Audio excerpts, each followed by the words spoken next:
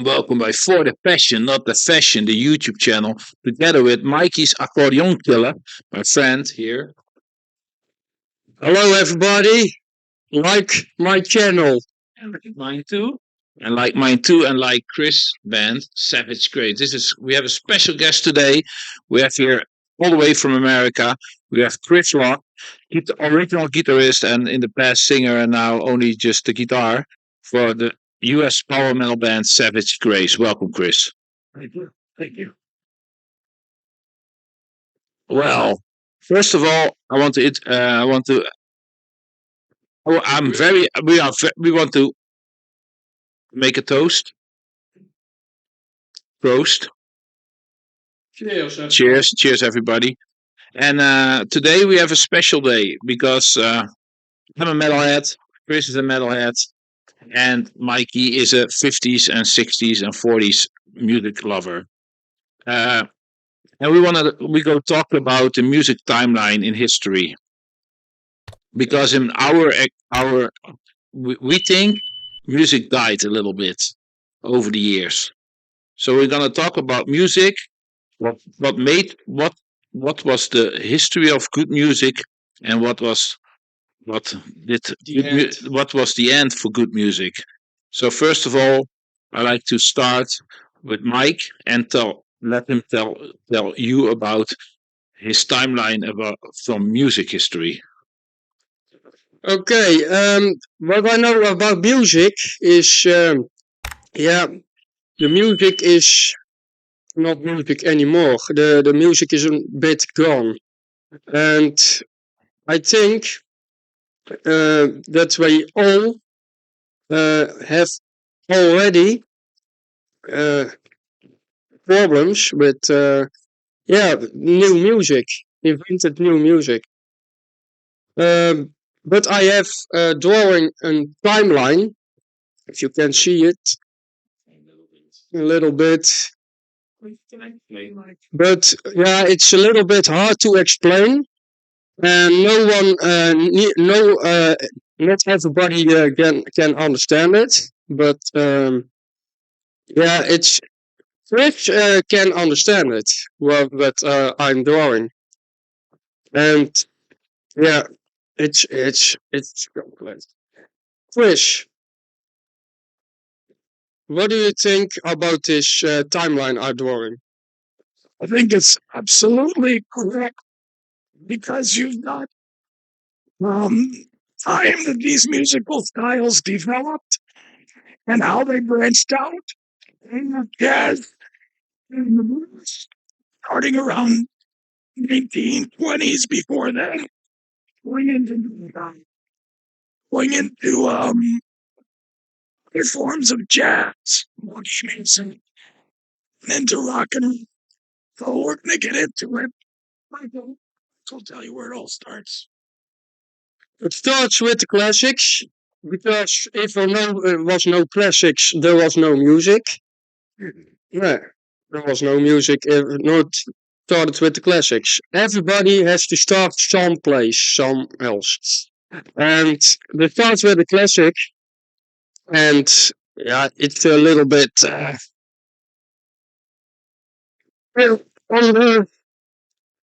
If you can see it, there are 3 timelines.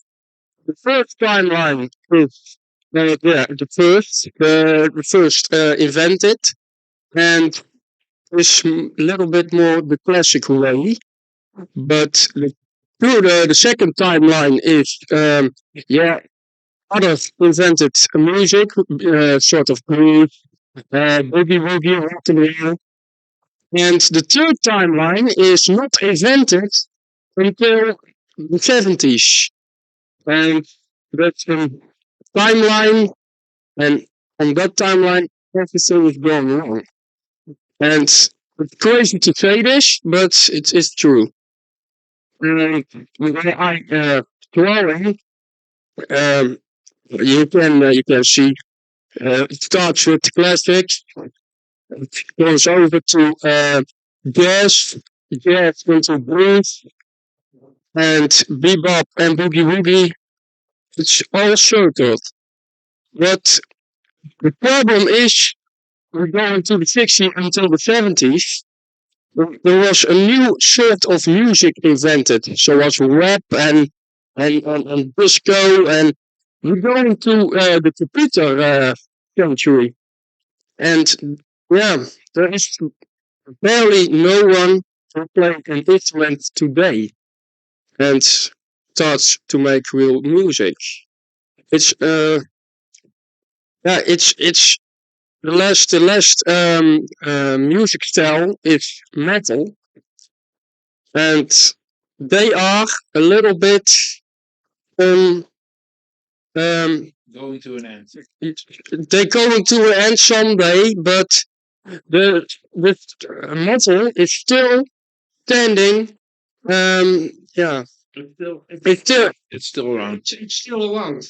What Mike wants to say is that the music history stops a little bit with metal because after metal there was only things made by computers and electronic crap, and there's no new music invented. Real good music which has a good value and made by real instrument with real musicians, made with real instruments. And we have a special guest today, and that's Chris Logue. He's the guitarist of the metal band Savage Grace. Savage Grace started in 1982, right? Or earlier. 82. 82. And Savage Grace was part of the metal movement in the 80s in America with bands like Metallica, Slayer, Anthrax.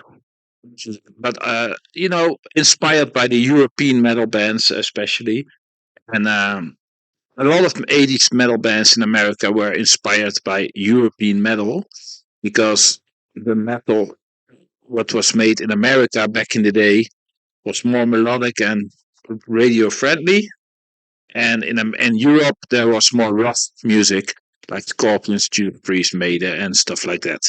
And I want to ask Chris to give a little bit of an idea how he came into the music scene, what made him being a fan of metal music, what was his first concert, what was his first band, and how what are his favorite records. So, Chris, please tell me about it. When do you start into? When was your first love for heavy music started? Well, the first concert, which wasn't metal, it was rock and roll, was Maiky the Accordion Killer. 74. And I was 12 years old. And the person in the block, it was a great show. We had great seats.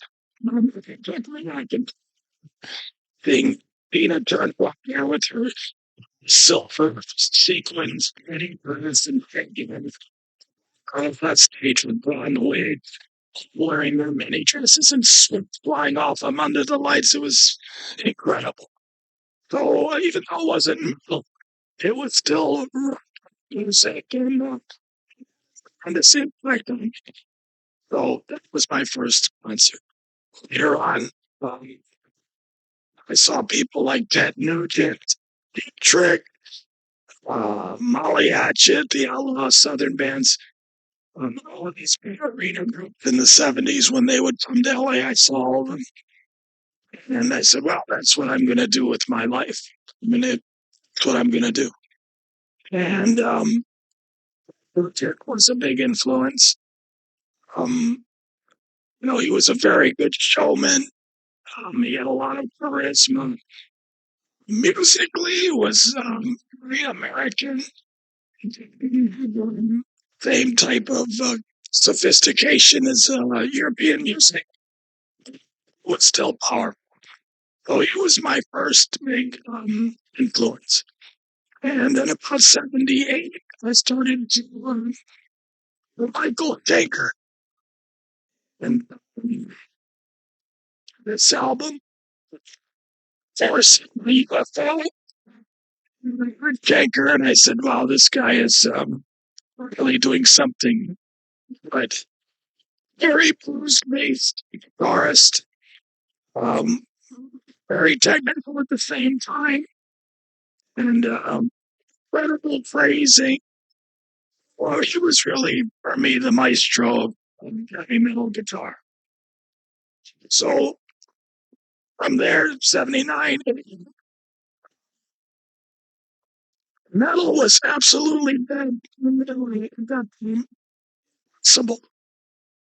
Bands were being signed, no bands could even play clocks, and long hair was all punk.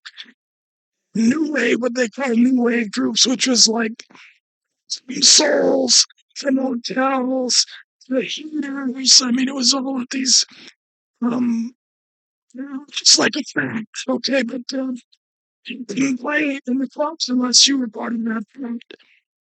So those 2 years, 79, 80, 81, into 82 were very bad for metal. But I saw at that time what was happening in Europe. I saw that bands like Saxon, Miller, Judas Priest, these bands were all touring to big crowds, big festivals. And I knew that it would only be a matter of time before I would come over to America. Around 1982, we had just started Savage Grace.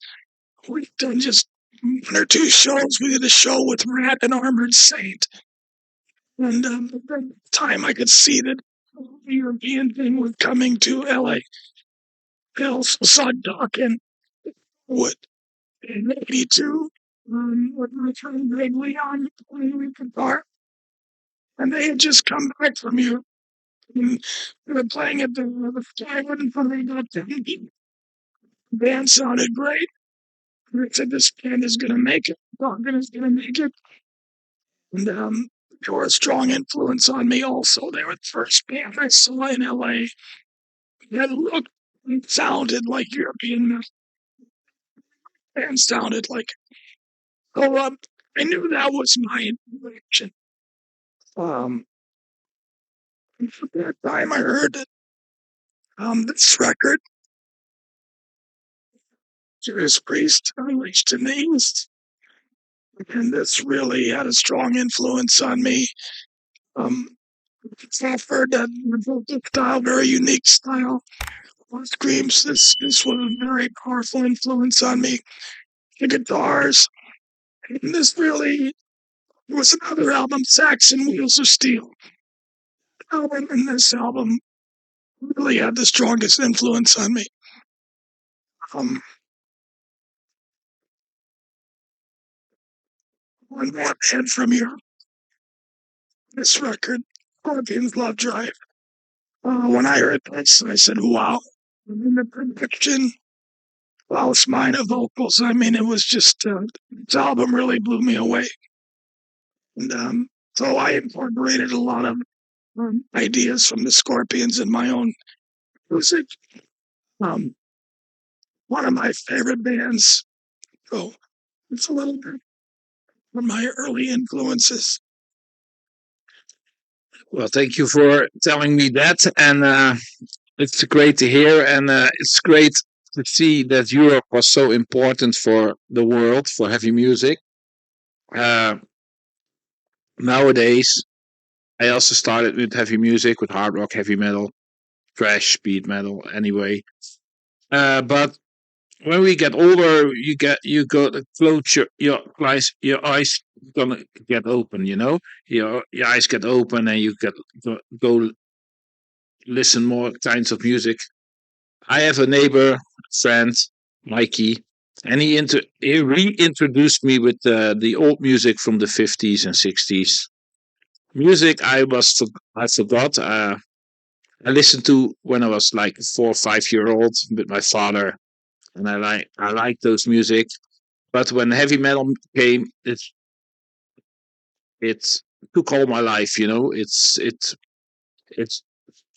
threw me away. I don't know how to say, but heavy metal music became my main identity, my life. It became my life. But nowadays, I listen to a lot of different kind of music, and I'm very grateful for that. And I also see what happens to music in the history. The music started with classical music, like Mikey said, and development in jazz, blues, rock and roll, and it ended with all the electronic shit who came in the late 70s, early 80s. Some bands are good, some are less. Sometimes I like it, but in general, I think it was the end of good music. And Mikey can tell you a little bit more about it. Yeah. Okay. In back in the day, and we talk about the 1920s and 30s. Yeah, the most of the bars, the cafeterias, they had no radio. They had no. They need to pay and for a band, for a live band, and they were very expensive at that time.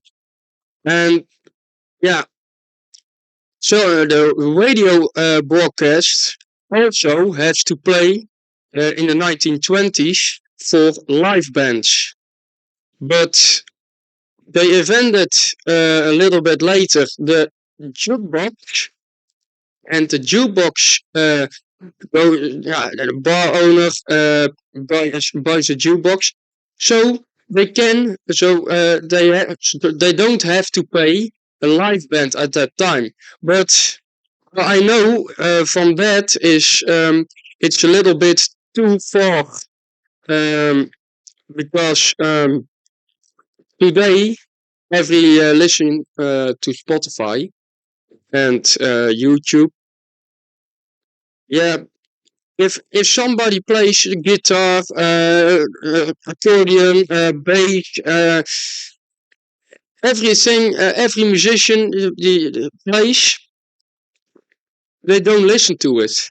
They only listen to the internet, because the internet have perfect recordings, and if I listen to a record player from the 1950s, it's it's a little bit cracking, and the sound is not perfect. But the most of the people today think that's trash that can be heard. I am a little bit shocked to if every day I'm going to work to hear that stuff, because I'm a musician. I play the accordion, and for me, it's not a business anymore. It's yeah. There's some people, some musicians, they still standing. Yeah, those musicians can even go to a hotel. Marco knows what I'm talking about. Yeah, I know what he's talking about, and I think Chris even better knows what he's talking about. That the music scene is changed. Like back in the glory days, metal brought thousands of people.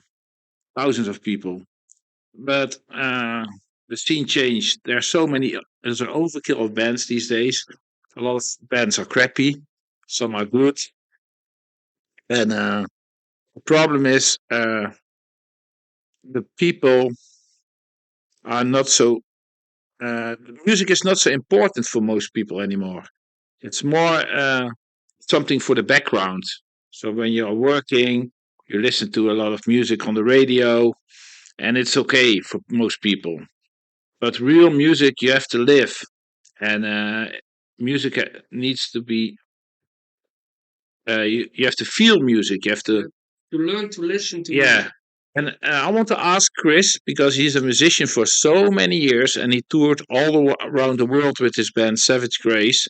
I want to ask him how he sees this development of the music industry through the years. Well, I think what you're really asking is when the money situation in music change. Okay. This can all really be traced back to one thing. And this is the development CD by two companies, Sony and Philips. So you have to ask yourself, why would Sony and Philips develop this technology if it was going to destroy the record industry?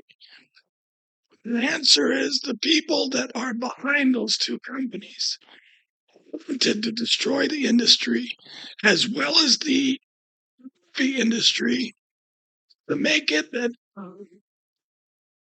no records or movies could be made, not be written. Okay? And the reason they did this is because people behind Philips and Sony want to create a world where there can never be any competition as far as money to the richest people who run this world.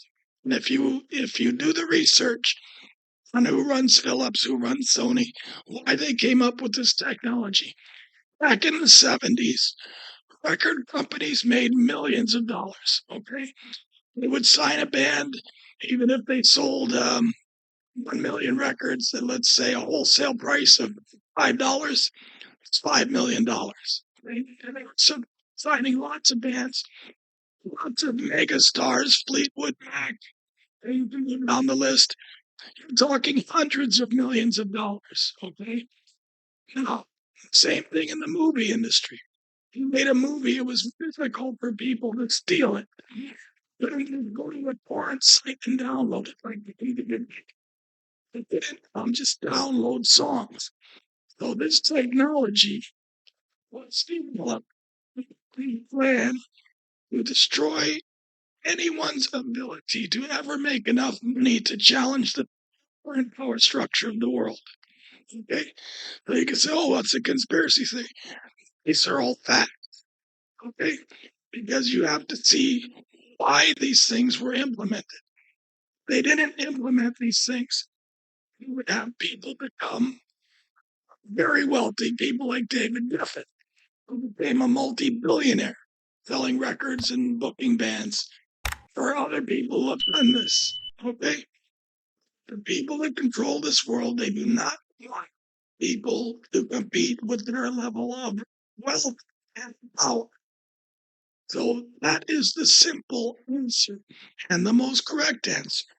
And everything since 1986, when this technology was released to the public, has gone straight. You could draw a line and just like this. It's the music business. And it went down a little slower for the movie business, but it also destroyed them. So they are also destroyed. The music business is now destroyed. Nobody is going to buy product they can get for free. If you're on Spotify or some streaming site, band needs to get played about 5 million times to make $20. It's a joke. Okay. This is the plan. This is what they wanted, and this is what they implemented. Well, clear answer. Yeah, thank you very much. I never thought so deep about it, but I can follow your story very well. But more things changed during the years. What do you think? What Mike said when disco and soul music, like the more the dance kind of music came, that was the beginning of the music from these days. It's the web and the disco. It's the time. It's the time that the computer is first coming. That time they make good music. The 80s they make good music, Yes. but the 90s was really all fucked up because in the 90s the most of the people had computers and to edit music on their computers.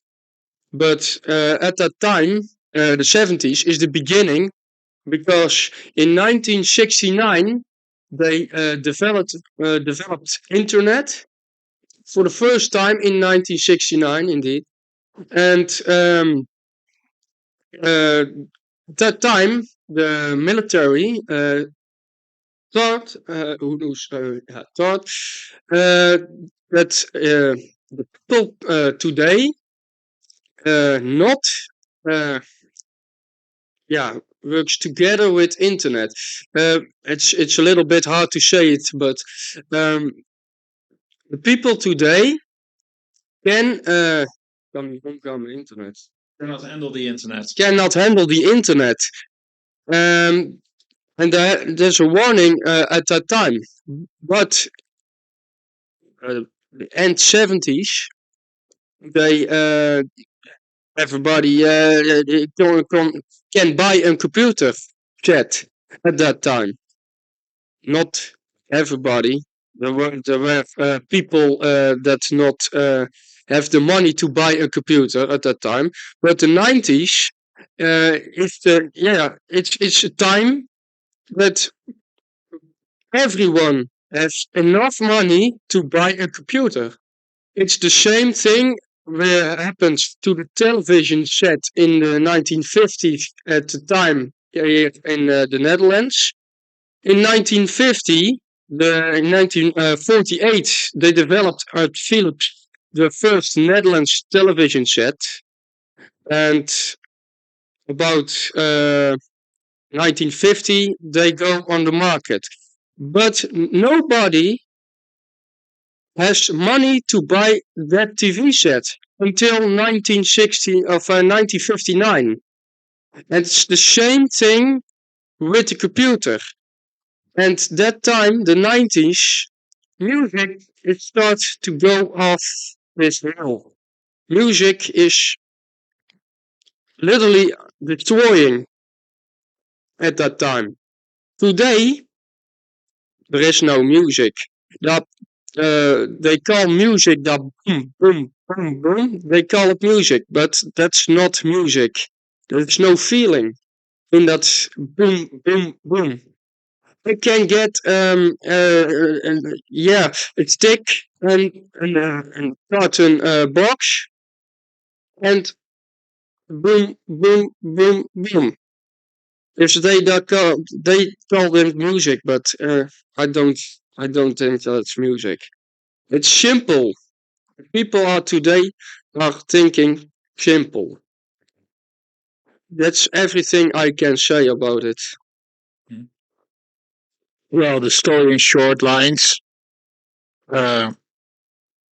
Music started in the 1800s, maybe like hundreds of years ago, with classical music, and a development in the centuries after that in with blues, jazz, rock and roll, heavy metal, hard rock, and later on the trap music of today.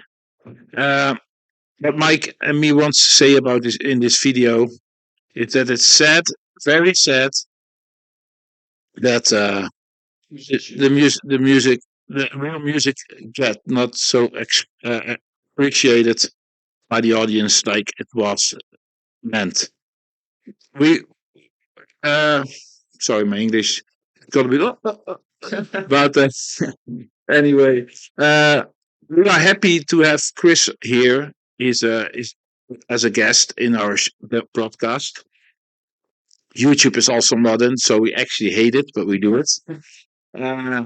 But it's something I want to ask Chris also to tell you a little bit about his band and where you can see them, because they are on tour in Europe for already some months, and they are now planning to play in Eindhoven and Belgium. It's the next shows, and I want to ask Chris to tell a little bit about his last album, about his coming album, the music he's planning to release in the next year, whatever, and about his shows he's gonna play in the Netherlands and Belgium, and maybe in America or whatever. Maybe I give the hand to Chris. We started our tour in Europe in April this year. So far, we've done about 14 shows, and we've got 2 more left. Eindhoven this Friday, and then Belgium on the 21st, and that will be the end of it. was a very challenging tour because it took me a long time to book it.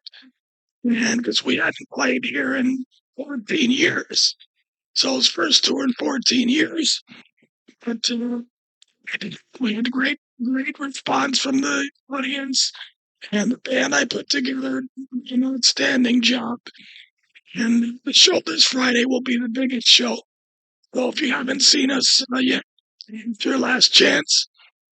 The last album we put out, Sign of the Cross, I think is really maybe our best album. And I've met a lot of people on this tour who think the same. And I know when I put it out, that it'll take 3 or 4 years, 5 years, but eventually people will realize that this was our best album. So I'm very happy with it, and we'll continue to tour on it for the next year until I put out the next album next year.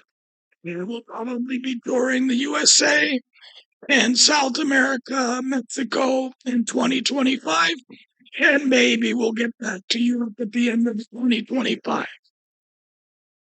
Oh, thank you very much for your info. I'm happy to see them in Eindhoven and in Diest. So I'm be sure you come there and see us and meet us, have a party with us.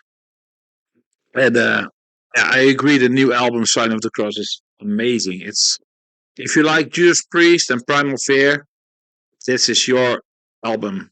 It's different compared to the 80s albums. The 80s albums are more our speed, but this is completely Judas Priest. Yeah, and with a German taste, a little bit of German taste, like with Primal Fear. It's a great new album. I love it. And but Chris has a new band now, some new members around him, and they are also amazing. Their new singer is from Greece, right? And he has a voice. He can reach the highest notes easily.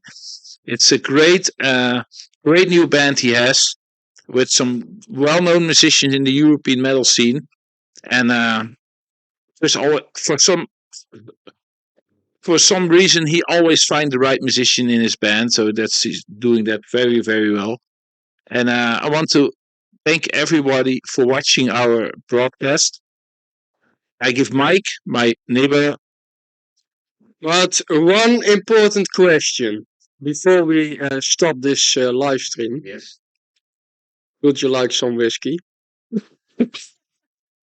See, Yeah, my cigars.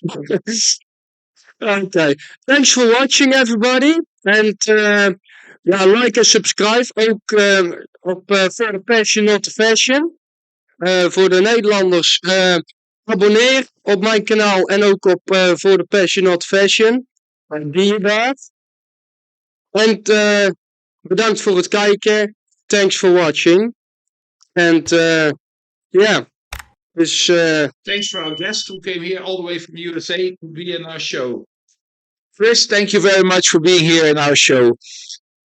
thank you. Rock on.